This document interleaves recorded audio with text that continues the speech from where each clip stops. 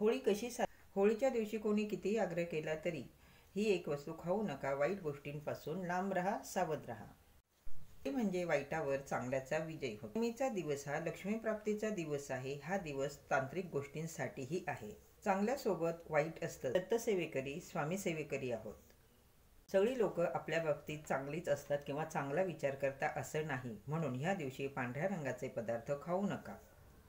उदाहरणार्थ नारळाचा प्रसाद कोणी दिला तर लगेच खाऊ नका, कारण पांढऱ्या पदार्थांवर लगेच तांत्रिक बाधा होते. म्हणून या तुम्हाला समोरच्या व्यक्तीबद्दल खात्री असेल, ती व्यक्ती चांगली असेल, स्वामी भक्त, दत्तसेवेकरी अशी खात्रीची माणसं असतील तर त्यांच्याकडचा प्रसाद तुम्ही अवश्य घ्यावा. विड्याचं पान म्हणजेच खाऊचं पान बऱ्याच जणांना खायची सवय असते, पण विड्याच्या पानावर तांत्रिक बाहेरची बाधा केली जाते. म्हणून दुकानातून तुम्ही नारळ आणि विड्याचं पान आणू शकता, पण होळीच्या दिवशी पांढऱ्या रंगाचे पदार्थ आणि विड्याचं पान खाणं शक्यतो टाळावं.